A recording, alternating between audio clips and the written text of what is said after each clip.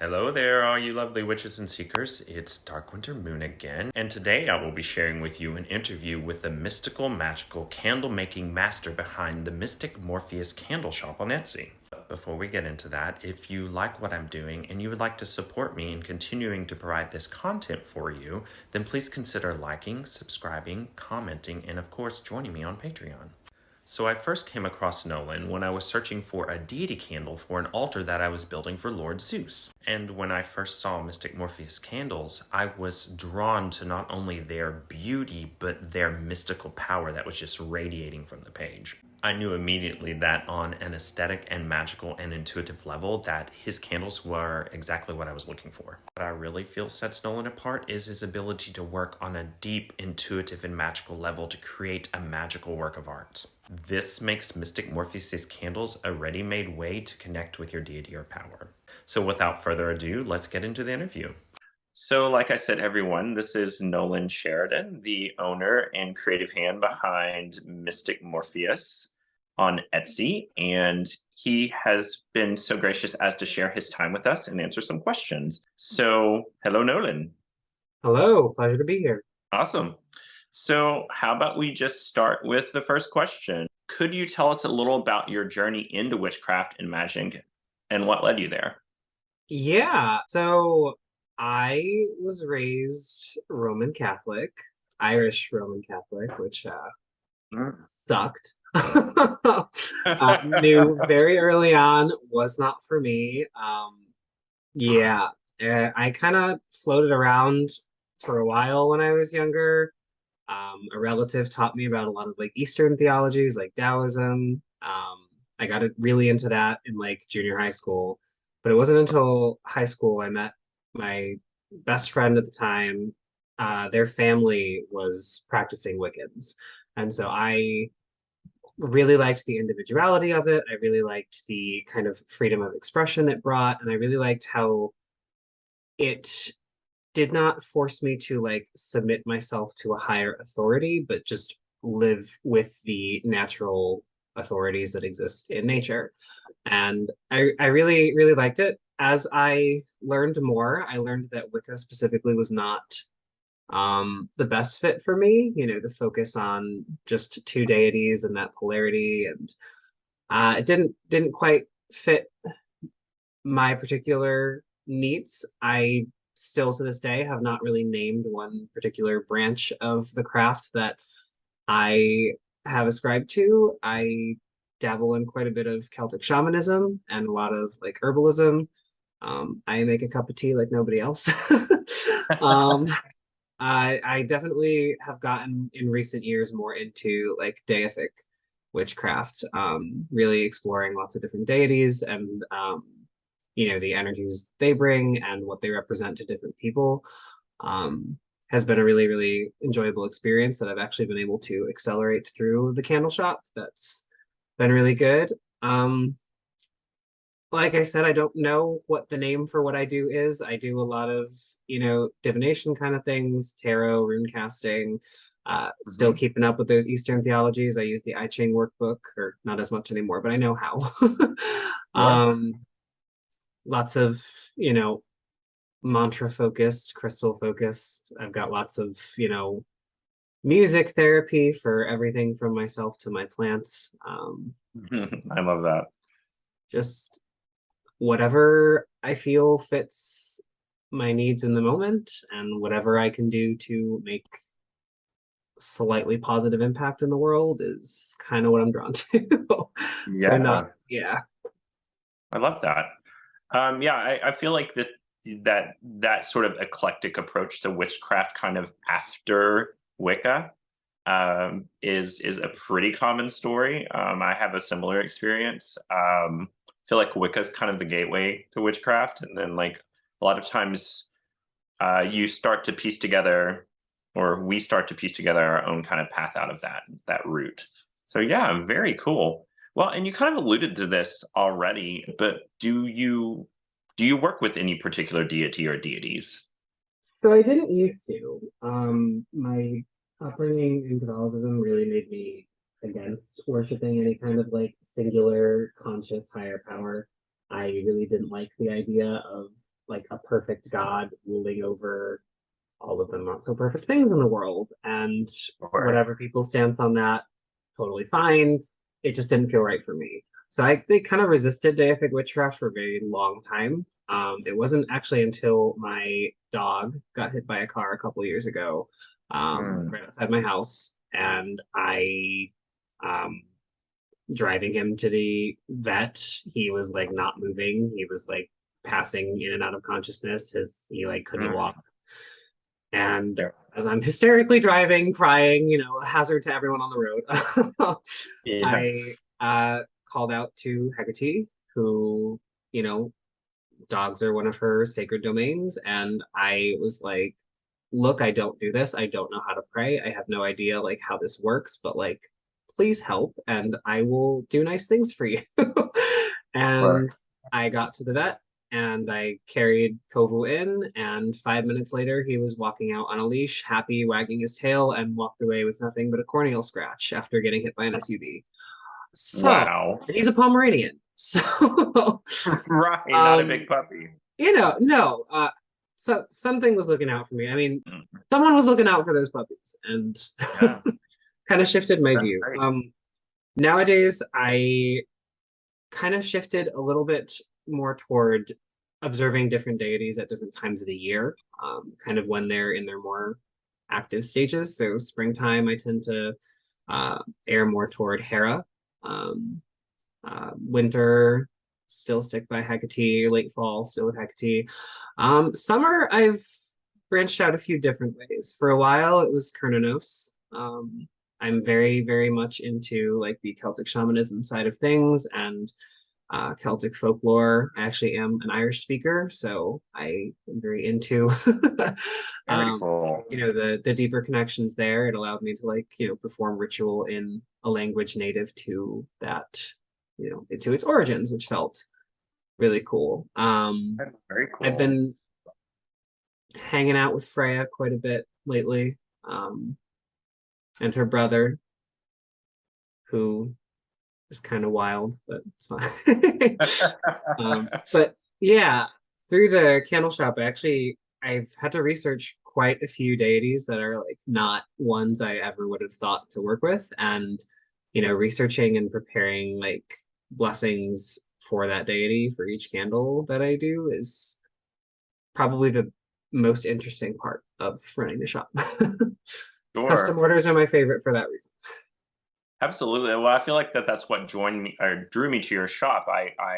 If I remember correctly, I messaged you because I really liked how your candles looked, and I asked you about your process, and you were very open about invoking deity into the process of creating the candles. And I was like, oh my God, that's exactly what I'm looking for. I want someone that is a witch, that knows what they're doing, and that can actually imbue the candle that I'm looking for with the power and the presence of the deity that I'm looking to use that candle with.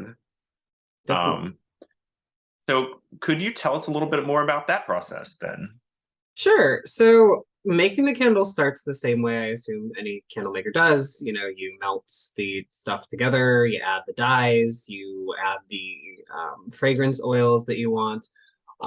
I if the whoever's buying it doesn't have specific ideas in mind for what they want it to look like, I usually turn to this very handy book of correspondences for things like colors, fragrances, anything like that that can help kind of channel that deity specific energies. And it's also got lots of helpful tables for like what sacred animals, herbs, trees, Mm, birds specifically, like metals, all sorts of correspondences that I wouldn't even think of that I can use to help kind of make that candle more unique for that deity. very cool. Once it's completed and all of those correspondences are there is when I actually give like the actual blessing to it, now that it's got all those components to help kind of anchor it to that deity specific offerings, so to Hmm. speak. Yeah. And sometimes I do feel like that kind of energy surge. Sometimes if it's a deity I've like never really worked with or don't have a very strong connection to, I don't quite feel it as strongly. But I when people burn them on their altar or even just like place them on the altar as like a, focus for those energies, it hopefully draws it to them, if not specifically to me. um, Sure, sure. Could you, what was the name and title of that book? I'm very intrigued, and I'm sure everyone else will be too. so it's Llewellyn's Complete Book of Correspondences. It's by Sandra Kynes. I can put that there for a minute Cool. if anyone wants to pause and write it down. I'll link that in the comments for everyone. So, Great. If the deity is not in here, which does happen, and I can't find anything super reliable through digital research because, it's hit or miss. I have these two books, the Illustrated Crystallary and the Illustrated Herbiary. They are by Maya Toll. They're beautiful, beautiful books. Even if you're not a practitioner, they're just wonderful works of art, and they do come with little oracle decks of different herbs and crystals in the back. Super cool. But they have very in-depth detail about what different stones do, so I can try to find ones that like line up with what that deity might represent. So if I can't find specific things to the deity, I try to find things as close to what domain they preside over as I can. very good. Well, I can attest to the level of care and thought and research you put into the candles because, and I feel like also if I could maybe speak for you a little bit, there's a lot of intuition that goes into it. Like that's my sense of it when I use your candles, and they smell amazing, and it's kind of like what I would have done if I could have made it myself. Yeah, I really Yeah. appreciate that. Choosing fragrances is it can be a fun part. It can also be a hot mess. Sometimes you think two things are going to smell really good together, and it just nope, not at all. Sure. Sure. But it's a learning process. um, Right. I also, unfortunately, have a pretty terrible sense of smell. So sometimes I'll like run up to my fiance and be like, Jeremy, I can't smell anything. Does this smell good? And he's like, yes, it's fine. um, so yeah, but I Well, always try to like pick if I were to like be in this deity's presence, like what smell would come to mind? What kind of like air would they be wafting? So for Hera, who apples are very sacred to her, but she was also a goddess of, the sky and heavens. I like to incorporate like, very airy smells like ozone or like, woodland air, very like nice musky smells, and then like an undertone of like apple and a little bit of like cinnamon to round it out. Whereas for a god like Apollo, who is like very radiant, very bold, very bright, I think more like tropical flavors or scents, not flavors. Please don't eat the candles. Like orange or florals because sunlight, growth, things like that. Um, yeah, it does get interesting. I did have a custom order for Vulcan once, and mm. I was like, how can I make this smell like a forge? And I found a fragrance oil that was like wood smoke, and then I found another one that was like leather. And I put them together and I was like, ooh, this is like not a good smell for me, but the person loved it. And I was like, cool. That's Um, amazing. yeah, so sometimes it works out. I've never had anyone like message me saying this smells terrible, so I'll take that as a win. Yeah, that's great. I really especially love the addition of Lily of the Valley to the Aphrodite candle you made for me. I just absolutely love that smell, first of all, but mixing it with I believe rose and orange is what you settled on. I don't know if you remember. Um, Think so. I think so. yeah, That sounds right. I actually don't get many requests for Aphrodite. I don't. really. Yeah, when I first started the shop, I just made little like 3-inch tall intention candles because I wasn't working with deities at the time. And Mhm. then people started ordering like custom candles for deities, weirdly enough, around the same time that I started working with them. Very serendipitous. So it's just Yeah. something that worked out. And so I started kind of applying, okay, well, I have this for this intention. Let me make it bigger so that it's like deserving of a god or goddess. And which god or goddess will fit this intention very well. So the first like 10 or so deity candles I listed, Hecate, Skadi, the Morrigan, um, Cernunnos, they were already like intentions that people requested very often. And Mm-hmm. once I listed them, I started getting requests from I've had Polynesian deities, I've had Santa Muerte, I've had uh, Scandinavian deities that I literally had never heard of before that I really like Sure. yeah, I mean I've had I think the most like obscure deity I had to work with was it was the sister of the goddess Iris who Mm. fought on the side of the Titans in the Titanomachy, and I think her name was Arete. She was yeah. She has one Not sure. mention in the Theogony, and Yeah. it did not have a lot to go on. So Yeah. but the buyer was very like understanding of that and worked very closely with me, and we were able to Mhm. discuss like what does this deity mean for you? How can I like channel what you're looking for in this? Sure. Which made it a little bit easier. I like responsive customers. Makes the whole process easy. Absolutely. Absolutely. I started making like the deity candles in like early 2020. I also started getting requests for more like pop culture stuff, like, ones representing like a certain character, or I'm a big Dungeons and Dragons person, so I started making Sure. Dungeons and Dragons theme candles. And I it's weird keeping the two like separate in my head, but yeah. That's a Because whole like other video, right? yeah, on the one hand, I want to have this thing that's like very special to a lot of people's like spiritual needs, but also like it's a really fun creative exercise for me to create things for other purposes. And I just don't have to do the like blessing part after, which Right. saves Right. time. Sure. And probably energy on your part, right? Yeah, but it's still Yeah. fun. It's a good to flex the creative muscles. Sure. So how did you come up with the name for your shop? Morpheus is my other dog's name. Oh. So it was a no-brainer. Yep, so Morpheus is my dog. Not named for the Matrix, named for the Onieri. And Sure. everyone always says, "Oh, like the Matrix." No, no, I've never seen No. the Matrix. um, but yeah, he's my dog. Sometimes on some of the like listings, I'll just put his face for like a custom order that someone does outside the custom listing. Like if they want to buy like six very different sizes all together, I'll just put a Sure. picture of his face on it. So you might see Sure. him. I think he's still my profile picture. I think he Um, was, and I think that when I did my custom order, I got his picture. Yeah. yep, yep. Yeah. He's big toothy lab pit mix. So Beautiful. yeah. Very cool. All right, let's see what's next. So you kind of already touched this, but I guess maybe kind of recap it a little. What gave you the idea of invoking deity into the candle in your candles? It was customers asking for that, right?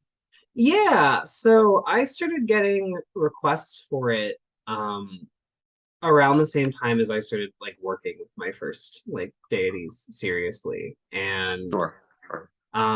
that was very fortunate because as I was learning for my own practice, I was able to like practice applying it and seeing what felt right. And I could tell Mhm. pretty quickly like what I was doing well and what I wasn't doing well. Just a Sure. certain feeling that did or didn't line up. And yeah, it I think the first request for a deity candle I got was for Loki. Um, Mm. and then I had one for Venus not long after, and from there they just kept coming in. Sure. And because people would post like reviews with them, and people would say like, "I want something like that," and Sure. Sure. so then I just started listing ones that I feel like would be, you know, commonly sought after, common deities. Could you tell us a little bit more about your witchcraft practice? I know you already talked about that a little bit, but where are you at right now in that practice? Um, I'm honestly kind of in a little bit of a lull right now. Hmm. The, seasonal effective nonsense. Sure. Kind of takes me out of a lot. I really don't like to do ritual when I'm not in a good headspace where I can't make myself feel like neutral or make sure my intentions are coming in without being clouded by what I like to call riding the depresso espresso. It's Sure. yeah, I don't like to like risk those like negative affects kind of getting sneaking their way in, and so I only really like to do ritual when I'm in a good headspace. I will still like break out like tarot cards or do room reading Sure. anytime. I almost always have crystals in my desk or in my pockets, or I make tea every day, which Yeah.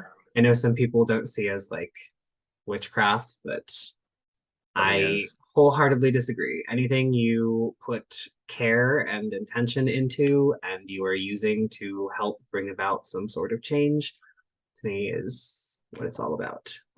Absolutely. Biggest change for me right now is lately I have been getting a little bit more into the Norse traditions. I have been looking a little bit more at Norse heathenism. I've been working, like I said, with Freya quite a bit. Um, Getting much better with my rune readings. I actually just custom ordered a new wand from another Etsy shop with, different runic inscriptions. And I did a lot of research with, people who know what they're doing, because a lot of the stuff on the internet is not reliable for how the Scandinavian people like use their writing system. But Oh, absolutely. yeah, so it took a while, but yeah, so I'm very excited for that to come in. This is the wand I've been using lately. It is the Fehu rune, and Yeah. it is beautiful. I also got this Beautiful. on Etsy. Etsy is a wonderful, wonderful, magical land where all of my money goes. Oh, I try to buy from Etsy as much as possible for my supplies and my own witchcraft stuff. Yeah. Sure. So why Fehu? So it is it's the first letter in Freya's name. First and foremost. It's also Sure. I don't know. It brings a certain amount of like power with it. I feel it's a rune that's very connected to nature and like grounding oneself. It's a rune of like Sure. aspiring to different things, and that's kind of what I need right now is, things to hold on to and look forward to and stretch my branches while not losing sight of my roots. And I feel it's a Yeah. very, very good candidate for that. It's also fortunately a rune that can be in the shape of a wand. You'd have a lot harder time with like Iwaz or Manaz. those Yeah, don't exactly. those don't work quite as well. Too hard of No, shape. Um, no. yeah, that's my big focus right now is really getting more familiar with the runes. I've been doing a lot of like sigil work lately. Yeah. And I make my sigils. The wheel I use for it, I use with the Irish alphabet, so they're very unique to me, and it's been very very nice.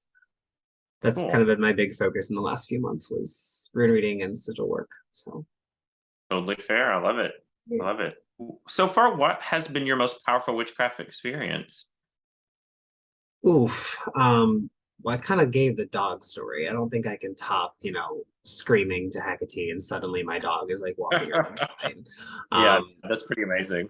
And while the science teacher in me does try to rationalize it as, oh, he was just in shock when you were in the car, that's why he wasn't moving around. The person who was there in me is like, nah, he was like not moving. Yeah, He was not okay totally. for that. Totally. So that's probably the most impactful one I know. And then once I brought him home that night, I looked up how to read or leave an offering to Hecate, and I made a little offering bowl and left it at the crossroads outside my house where Kobu was hit. And that Huh? kind of started me down the path of more deific practice, Sure. which has Sure. been an adventure. Before that, it had really just been whatever energies I was collecting or using from, herbs, stones, whatever I could get my hands on. But working with like a collective presence of another thing is very different, very different vibe. Yeah, It's some getting used to. totally. Totally get that. Absolutely. So with that said, what was your most powerful candle making experience so far? Candle making. There was one candle that someone ordered, and it was for, I want to say it was for Thor. And the person wanted Mhm. it in black and gold, which are not colors that are usually associated with Thor, but I was like, yeah, that's fine. We'll just make sure the top correspondences are good. And no matter what I did, or how many times I tried, or like, something would always go wrong. Either the seal on the candle mold would break and it would spill all over my kitchen countertops, much to the chagrin of everyone I lived with, um, Sure. or I would have forgotten to turn the stovetop on, or I would mysteriously run out of wax as soon as I was supposed to go and cast this candle. And after like the fourth or fifth time I tried to make it and it just wouldn't set. One time it even just like cracked straight in half, like coming out, which sometimes happens if it gets cold, but it was like May, so that's not. Sure. It cracked right Sure. in half, and I was like, "Listen, I don't know if black and gold is going to work here. It's not working." And so she settled for white and gold instead.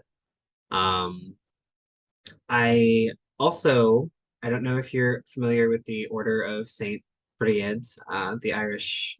She's a Catholic saint, but she was a Celtic goddess before that. Yes. A lot of people call her Bridget. Irish, it's Bríd. She customer was part of that order and was to be the next flamekeeper for Dryad's fire from the original fire that's been burning for thousands of years. It passes one person to the next with that same flame, and That's she was amazing. using it in her wedding um, ceremony. So that was kind of a big. That was a Yeah. big for that one. That's actually the reason I have the Briad's fire candle in my shop is from that experience. It was very cool.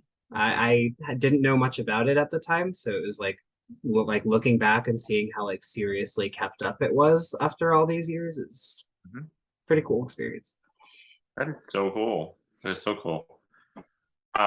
So is there anything else that you would like to add or talk about? Anything that's on your mind or heart or Um, I will just say a lot of people who do purchase from me, they do say they're worried about burning it because of like the ornamentations on top.